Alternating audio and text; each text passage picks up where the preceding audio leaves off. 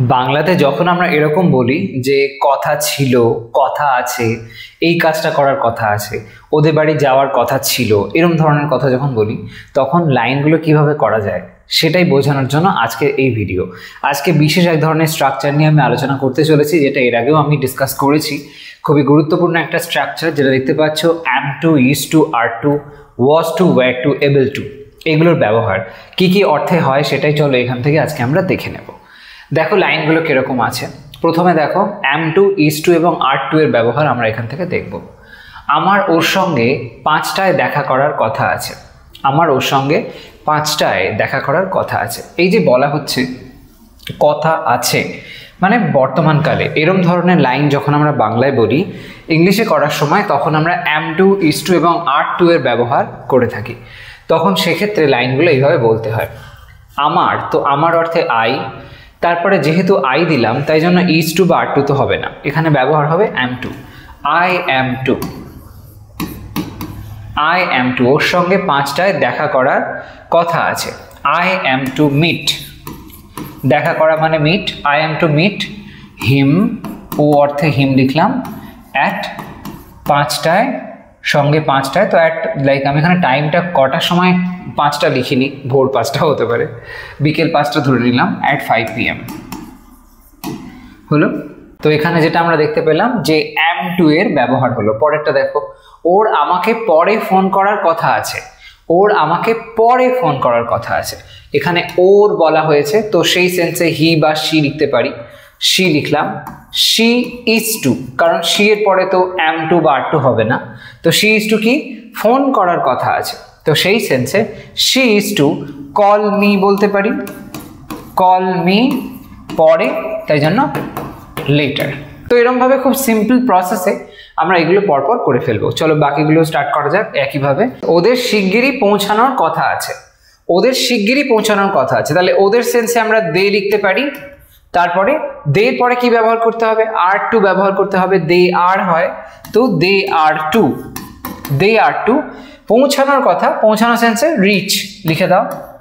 They are to reach soon, they are to reach soon, তাহলে are two এর ব্যবহার এখানে হলো।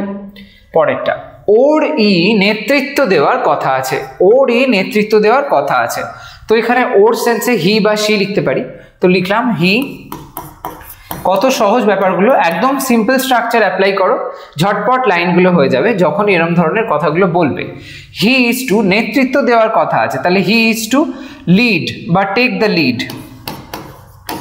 হি is to take the lead, ওরই নেতৃত্ব দেওয়ার কথা আছে।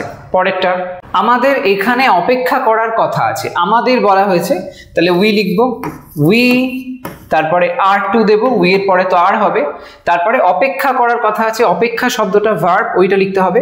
উই আর টু ওয়েট, কোথায়? এখানে, here. We are to wait here. পরেরটা, তোমার 10টার মধ্যে রিপোর্ট করার কথা আছে। তোমার 10টার মধ্যে রিপোর্ট করার কথা আছে, লেখা যাক তোমার সেন্সে ইউ, ইউ আর হবে, ইউ আর টু রিপোর্ট করার কথা, তার মানে সিম্পলি রিপোর্ট লিখলেই হয়ে যাবে। You are to report,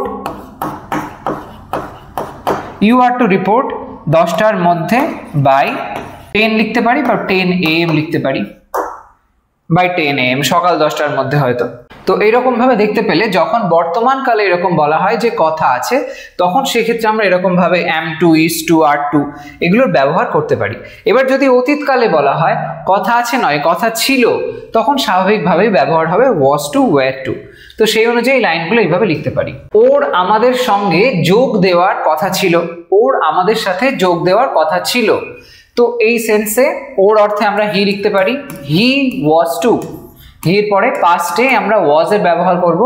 he was two যোগ দেওয়ার কথা ছিল, তার মানে জয়েন করার কথা ছিল, তাহলে হি ওয়াজ টু জয়েন।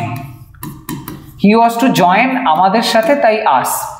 তো বুঝতে পারছো এখানে এই ওয়াজ টু এর পরে যখনই আমরা ভার্ব বসাচ্ছি, এখানে কিন্তু একটা ইনফিনিটিভ তৈরি হয়ে যাচ্ছে, টু জয়েন, এরকম যেটা আগেও হয়েছে। পরেরটা দেখো, ওদের তাড়াতাড়ি পৌঁছানোর কথা ছিল। আগেরই মতন লাইনটা, সেম লাইন, শুধুমাত্র অতীতকালে বলা হয়েছে। লেখা যাক ওদের অর্থে আমরা দে লিখবো। দে, ওয়্যার ব্যবহার হবে দের পরে, প্রেজেন্টে আর হলে অতীতকালে অবশ্যই ওয়্যার লিখবো। দে ওয়্যার টু, পৌঁছানোর কথা ছিল, মানে রিচ বলতে পারি। দে ওয়্যার টু রিচ, তাড়াতাড়ি, তো সেই সেন্সে আর্লি লিখতে পারি এখানে। They were to reach early হলো। পরেরটা, ওর ওটা শেষ করার কথা ছিল, ওর ওটা শেষ করার কথা ছিল, তো সেই সেন্সে ওর অর্থে এখানে শি লিখতে পারি। শি ওয়াজ টু, পাস্টে শি ওয়াজ টু, শেষ করার কথা ছিল। She was to finish that, ওর ওটা শেষ করার কথা ছিল, she was to finish that. পরেরটা, আমাদের কাল দেখা করার কথা ছিল, গতকাল দেখা করার কথা ছিল। এইভাবে কি লিখবো, সেখানে একদম সহজভাবে আমাদের অর্থে উই লেখো, তারপরে উই এর পরে ওয়্যার ব্যবহার করতে হবে, তাই না, অতীতকাল, তাই উই ওয়্যার টু, দেখা করার কথা ছিল মানে মিট করার কথা ছিল, তো উই ওয়্যার টু মিট। কাল মানে গতকাল, তো ইয়েস্টারডে লিখতে হবে, লেখা যাক yesterday. We were to meet yesterday, very easy. পরেরটা, ওর প্রথমে গান গাওয়ার কথা ছিল, ওর প্রথমে গান গাওয়ার কথা ছিল, লেখা যাক। ওর অর্থে শি দিলাম, শি প্রথমে গান গাওয়ার কথা ছিল, শি ওয়াজ টু, একই ব্যাপার, শি ওয়াজ টু, এই সাবজেক্ট বসানোর পরে was to, were to, am to, is to, are to যা লিখবে সেটা পরপর লিখে দেবে, তারপরে যে কাজটা করার ছিল সেটা লিখে দেবে, এবং তারপরে যদি বাকি কিছু থাকে সেটা লিখবে। শি ওয়াজ টু সিং, প্রথমে first, she was to sing first, ওর প্রথমে গান গাওয়ার কথা ছিল। তারপরেরটা, ওদের ঘরটা পরিষ্কার করার কথা ছিল, ওদের ঘরটা পরিষ্কার করার কথা ছিল, তাহলে ওদের অর্থে দে লিখবো, দে, তারপরে কি হবে, ওয়্যার টু, দের পরে ওয়্যার হবে, পরিষ্কার করা মানে clean, they were to clean the room. তো এরকম ভাবে ব্যাপারটা খুবই সিম্পল একটা কনসেপ্ট, যেখানে কথা ছিল যখন অতীতকালে বলছি তখন ওয়াজ টু, ওয়্যার টু, আর যখন কথা আছে এরকম বলছি বর্তমানে তখন আমরা am to, is to, are to বলতে পারি। এছাড়া আরেক ধরনের ফরম্যাটও আমরা লক্ষ্য করি যেখানে দেখা যায় এবেল টু এর ব্যবহার হতে, সেটা বিশেষ করে এরকম সেন্সে, তুমি বুঝতেই পারছো তোমরা সবাই যে এবেল টু যখন বলছে তার মানে এবেল মানে সামর্থ্য বোঝায়, কোনো কিছু করতে পারার ক্ষমতা বোঝায়, তার মানে ওই ক্যান দিয়ে যে শব্দটা আমরা মানে ক্যান শব্দটা ব্যবহার করে যে অর্থটা বোঝাই, সেম টাইপের সেন্স এখানে হবে। তো এবেল টু এর মাধ্যমে সামর্থ্য বোঝানো হয়। প্রথমে একটা কি বলছে, ও ভালো রান্না করতে পারে, তার মানে রান্না করতে পারে ওর একটা সামর্থ্য বোঝাচ্ছে, এরকম ধরনের সেন্সে লাইনটা আমরা লিখবো। এখানে দেখো বর্তমান কালে বলা হয়েছে করতে পারে, তাহলে সেই সেন্সে ও অর্থে আমি যদি এখানে শি লিখি, তাহলে শি ইজ লেখার পরে লিখতে হবে এবেল টু, এই কথাটা she is able to. She is able to কি, রান্না করতে বলা হয়েছে তাই জন্য এখানে ইনফিনিটিভ চলে আসছে আরো, তো she is able to cook, ভালো করতে পারে, ওয়েল লিখতে পারি, she is able to cook well. এরকম ভাবে টেন্স অনুযায়ী am, is, are, was, were, will be, shall be এগুলোর ব্যবহার হতে পারে এবং সেইভাবে লাইনটা করতে হয়। ও পালাতে পেরেছিল, এটা দেখো অতীত বোঝাচ্ছে যেহেতু পেরেছিল বলা হয়েছে, তো সেই সেন্সে ও অর্থে হি দিলাম, হি ওয়াজ লেখার পরে এবল টু, তার মানে অতীত হয়ে গেল এটা, হি ওয়াজ এবল টু, পালাতে পেরেছিল মানে স্কেপ, তাই না, হি ওয়াজ এবল টু স্কেপ, ও পালাতে পেরেছিল।